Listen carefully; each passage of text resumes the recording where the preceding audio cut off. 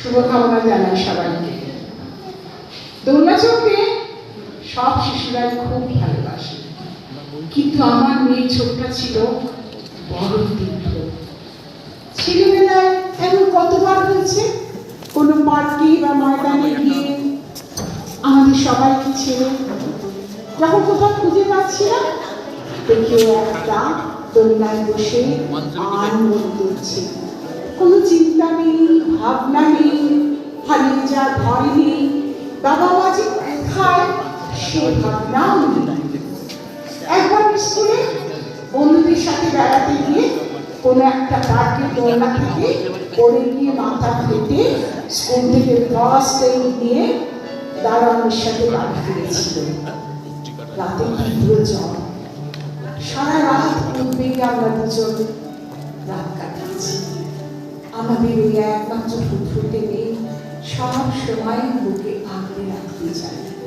তাই বাড়িতে যখন নতুন বাড়িটা করলাম, সেই বাড়িটা করার পরে বাগানে সুদৃশ্য গাছ বা ফুলের কিয়ারি হবার আগেই বসেছিল একটা দোলনা।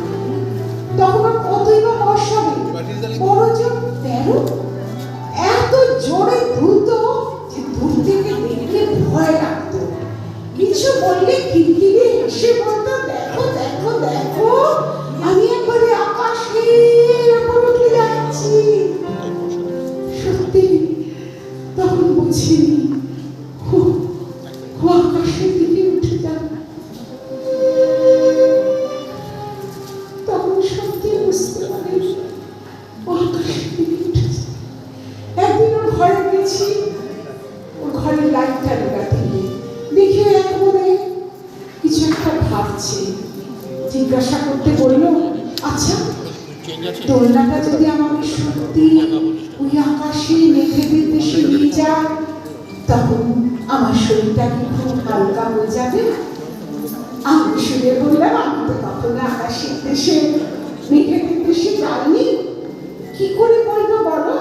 আমি মেঘেরা কিন্তু খুব দুষ্ট, তোমাকে ওরা ভিজিয়েও দিতে পারে, ওদের কাছে অনেক জল জমা থাকে বৃষ্টি আর শিশিরের জন্য।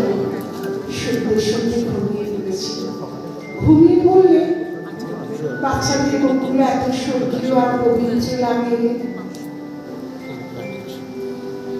একবার মনে আছে, তখন ওর একদিন খুব জ্বর, মাথায় ব্যথা, চোখ খুলতে পারছে না, খেতে পারছে না।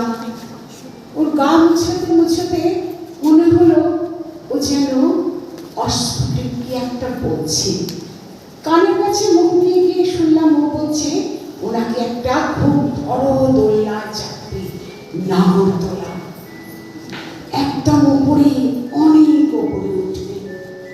কাছেই হরিসভা মাঠে রথের মেলা বসেছিল, সেখানে একটা ছোট কাঠের নাগরদোলা এসেছিল। কয়েকবার ঘুরেও এসেছে সেখানে, আর একটা ছোট্ট নাগরদোলা কিনে এনেছে। সেটাতে কয়েকটা পুতুল বসিয়ে ঘরের তাকে সুন্দর করে সাজিয়ে রেখেছে। বাদামতলার মাঠের মেলাটা খুব বড়, তাতে অনেক কিছু থাকে, অনেক খাবার দাবার, গৃহস্থালির জিনিস, আর থাকে অনেক খেলনা। দু একবার অফিস থেকে ফিরে এসে নিয়েও গেছি, ঘুরেও এসছে, তাতে মেয়ের মন ভরেনি। মেলায় যাওয়া মানে নাগরদোলায় যাওয়া। সেদিন ছিল মেলার শেষ দিন। সেই ছোট ধরনের মেলায় গেল, মেলায় গিয়ে উঠল নাগরদোলা, যেটা এই মেলার অন্যতম বৈশিষ্ট্য। নানান রকম খাবার দাবার, নানান জিনিসের সাথে এই মেলায় আসা একটা বড় ইলেকট্রিকের দোলনা, আকাশ ছোঁয়া। দোলনায় উঠে যতই দোলনা স্পিডে ঘুরুক না কেন, চিৎকার করে বলছিল, জোরে জোরে জোরে, আরো জোরে, আরো জোরে, আরো জোরে। হঠাৎ বসার সামনে রান্না খুলে গেল, ছিটকে বলল,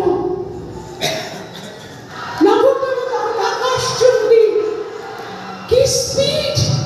ছিটকে পড়ে আকাশের দিকে উঠে পাশের কারখানার দেয়ালে নিচে পড়ল রক্তাক্ত জলসারি একটা মাংস পিণ্ড। দেখে আমরা ভেবেছিলাম দুদিন আর জ্ঞান ফেরেনি, শেষ জায়গাটাও আর দেখিনি।